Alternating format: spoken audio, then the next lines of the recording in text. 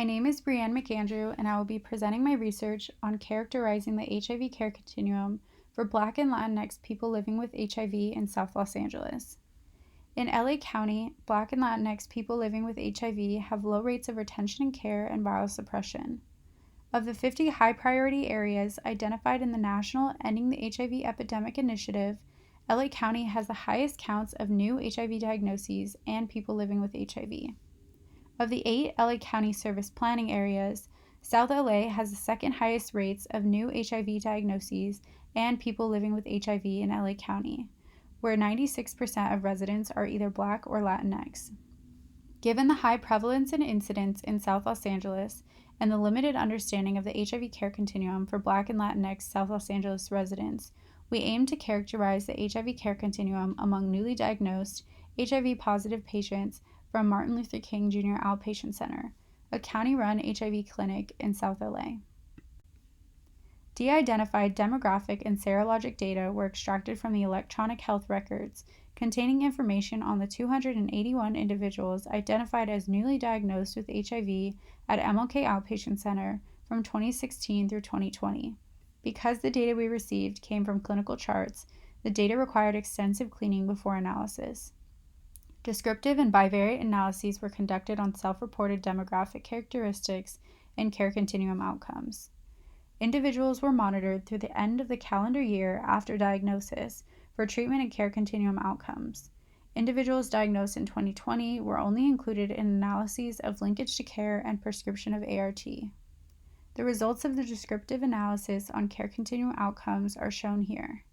Because 48% of our population was Black and 40% was Latinx, and because of the well-known poor outcomes in these populations, the results shown are for Black and Latinx patients in our study population, with overall LA County outcomes used for comparison in orange. We see the majority of patients were linked to care within 30 days and prescribed ART. Linkage to care was much higher in our population than the county overall. Achievement of viral suppression, a viral load less than 200, among Black individuals was lower than LA County overall, at 55%, while it was much higher in Latinx patients, at 71%. The 2019 LA County Annual Surveillance Report did not include statistics on undetectable status, a viral load less than 40, but we see that it was similarly higher among Latinx patients than Black patients in our study. Retention and care is defined by LA County as having 2 or more viral load tests in a year at least 3 months apart. Retention remains very low among Black and Latinx patients at 42% and 51% respectively, which presents a challenge to effective biomedical treatment.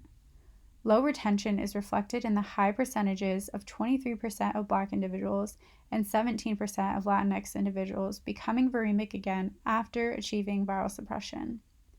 14% of Black individuals and 10% of Latinx individuals were lost to follow-up, which we defined as individuals who had 0 or 1 viral load.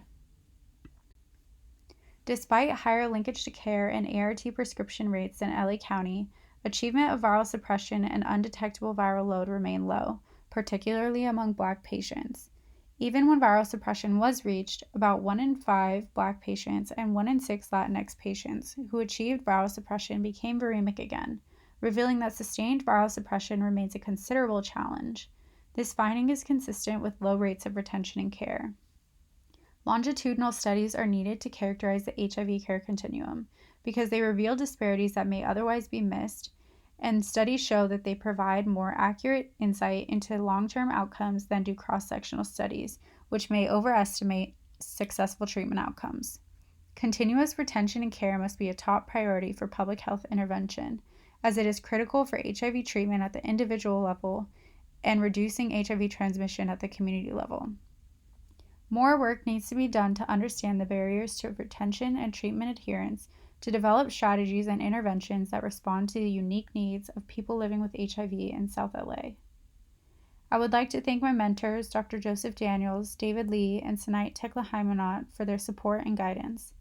Thank you to my co-authors, Noemi Gill and Chanel Bailey, for assisting in this research, and to Martin Luther King Jr. Outpatient Center for providing the data.